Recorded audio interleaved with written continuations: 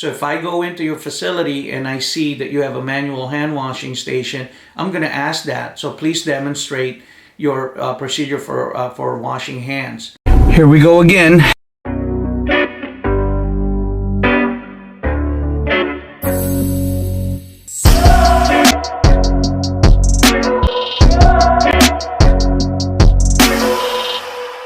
Okay, PCQI, let's go to the next requirement. Washing hands thoroughly and sanitizing if necessary to protect against contamination with microorganisms in an adequate hand washing facility. It says before starting work and at any time when the hands may have become soiled or contaminated. All right, so let's cover that real quick. So on your washing hands thoroughly, so here's what I put together. So this is an entire hand washing program that you're going to cover and write, PCQI. Okay, so let me make a comment before starting work. All right, so you would hear me say this before performing your assigned duty, right? So the regulatory wording of it is starting work, right? So when somebody leaves the restroom, they wash their hands. Okay, so let's take a look at that hand contamination or contact points, the doorknob, push bar, right, and whatnot. So do you want that person to go directly in preparing your salad or preparing your food, right? No, right? We want that person to wash their hands. So in your hand washing program, you got to look at your hand washing station placement, right? We just talked about the PPE and outer garment. Normally you would see them there. But then you walk into another zone, so you have your PPE donning and undonning, right? Station. You wash your hands. Now you go and put your gloves on, and you move on to the production room. Now in the production area, as a PCQI, we need to sit back and watch the flow of our team, because if they're performing one activity here, are they removing the gloves? Is that, what are our policies? Are they going to remove the gloves to touch something else? Next thing you know, somebody, another teammate comes in and delivers something from storage. They have a hand cart that they have touched, and you see that they're wearing gloves. So you're going to ask a question. Did that person go to the hand washing? Did they sanitize that cart? Now, you see what I mean? So your cross-contamination part of it. So in your hand washing program, take a look at that, how easy it is, or how, what are the access for additional hand washing station within that production area? Do they have to then step back, go back to the PPE zone and do that exercise again if, their glove got torn off and then now their fingers are exposed, things like that. So hand washing procedure, PCQI, right? We all know there's so many practices there about the 20 seconds rule, the happy birthday to me song and all of that, actual hand washing procedure. What I'd like to see is pictures, and those are widely available now. That you have photos of all the steps, kind of a reminder, signing them off on hand washing procedures. And then another part of your hand washing program is your hand washing station requirements, right? Look, like I said, going back, you're watching the flow. Do you need additional hand washing station? How is the flow going to move if people are going in and bringing something else, things like that, okay? So on your hand washing station requirements, I also put in your consumables. So as a PCQI, you're going to take a look at this and work with your QA QC. And if you're doing both of them on pre-ops, include that on there. Is your hand washing station fully supplied, right? Do you have enough paper towels? Do you have enough your soap, disinfectant, sanitizers, whatever chemicals you're using? Are they all pre-filled up? Is your water suitable, the water temperature, water pressure, right? Does hot water, kick in within 3 to 5 seconds, of you, hitting the faucet and whatnot, right? Whatever your system is. If your hand washing station, it's not hands-free, do you have written procedures of how to use your hand washing station that you have to grab the knobs. What are the steps for that? So there's a lot of techniques out there that you grab the towel first, and set or prep the towel first, and then you do your washing program. You take the paper towel, wipe it, and don't touch anything else, and turn everything off. So make sure those are written out. What are they? So because you're gonna get asked. So if I go into your facility and I see that you have a manual hand washing station, I'm gonna ask that. So please demonstrate your procedure for washing hands. And I don't want to see them grabbing, their hands are wet and you got soapy and all this other muckety muck on your sink, and then I can see them recontaminating their hands because they're touching everything again, and then they're putting their gloves on. It defeats the purpose of the hand washing at that point, in my opinion. And if you have other opinion, please comment, right, for that, so we can make these type of food safety practices better. All right.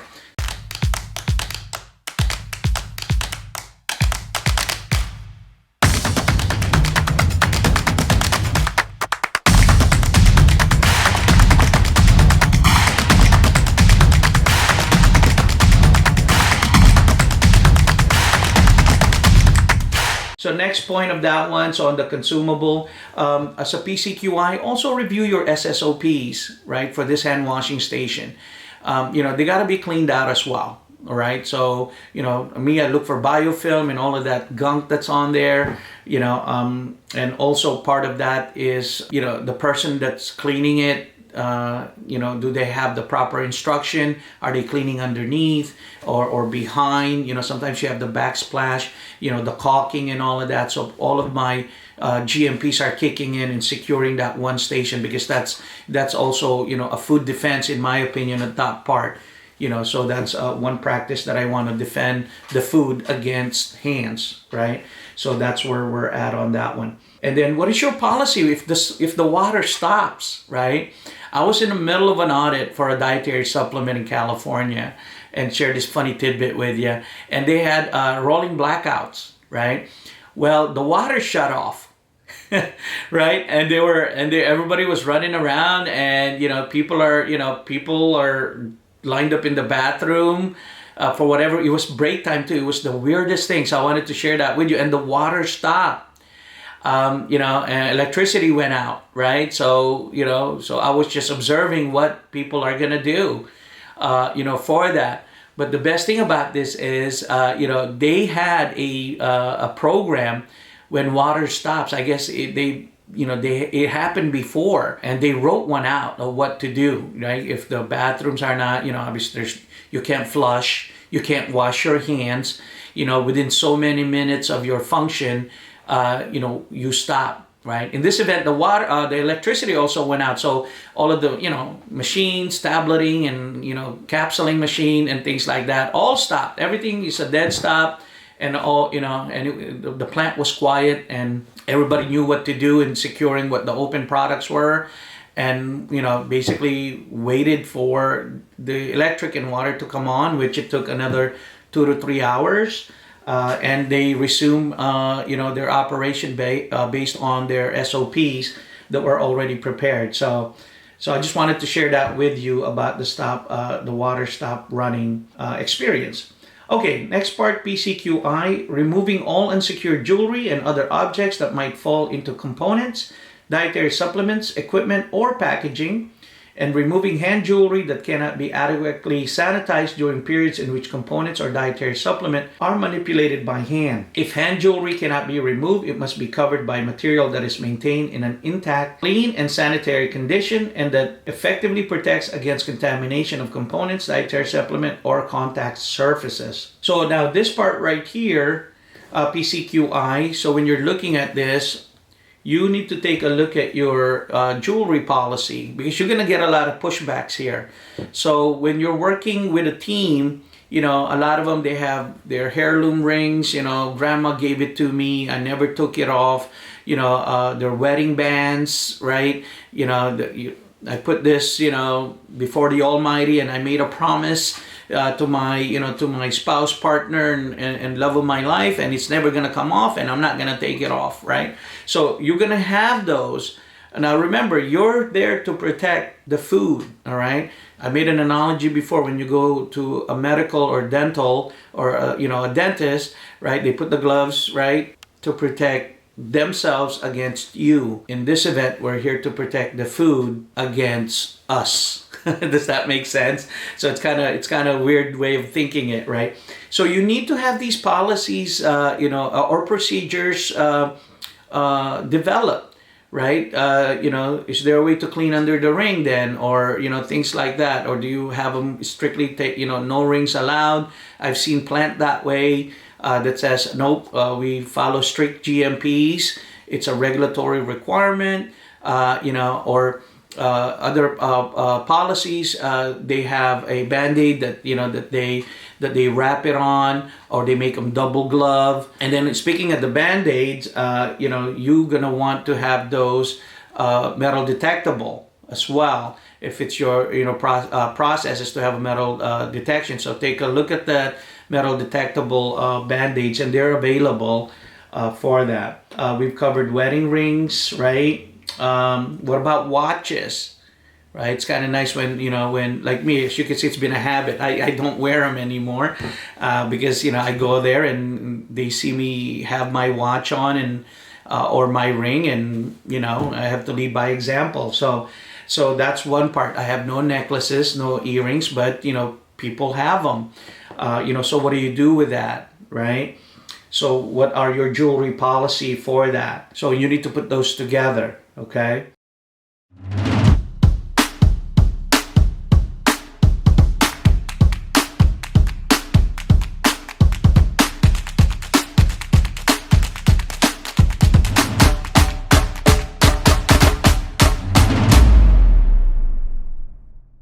Maintaining gloves used in handling components or dietary supplements in an intact, clean, and sanitary condition. The gloves must be of an impermeable material.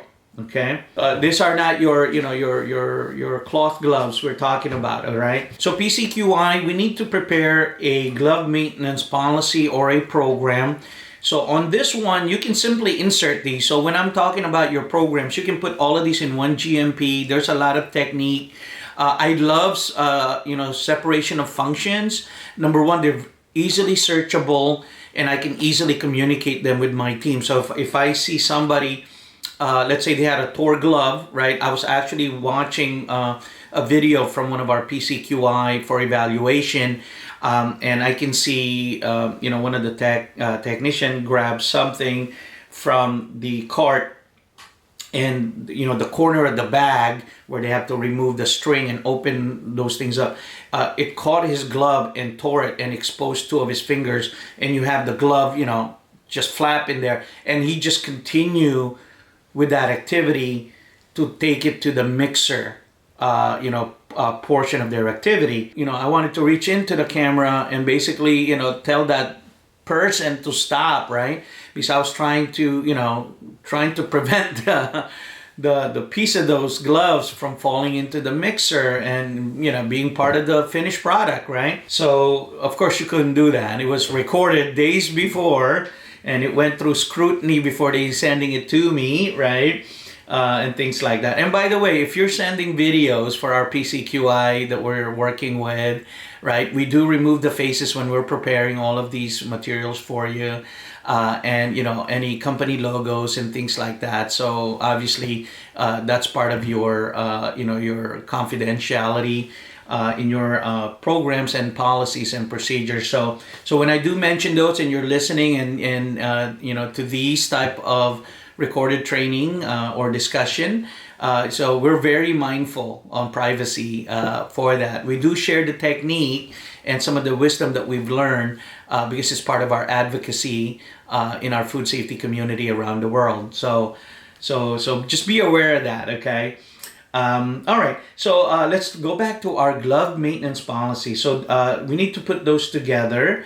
What are your glove sizes? So that's one. Do you have enough for everybody, right? If sometimes you only have small and medium because that's kind of the team, they use that all the time.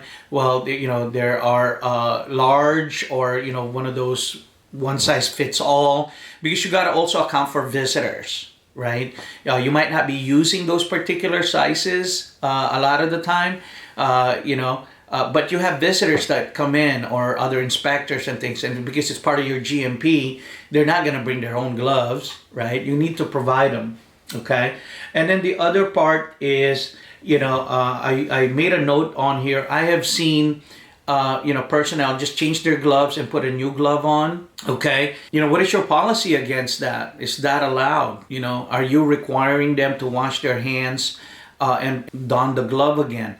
So you need to have that basically communicated properly as part of your gloving, training for these training materials, right? So we always, if I'm being asked, it's always, hand washing gloves. You change it, hand washing gloves, right? Things like that. So now this is going to be on your glove maintenance. Take a look at your pre-weighing operation too. So people tend to forget that you go in, you got this basic GMP where a certification body or regulatory body would go in and ask, and you have them all written out.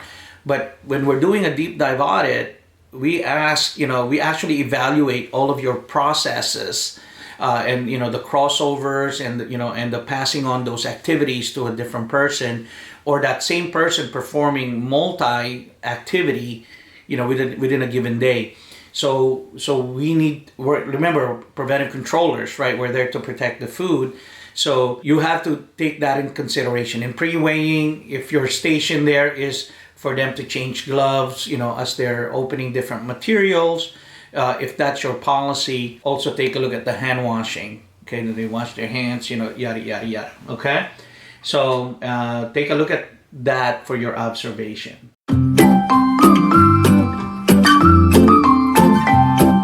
Contact us.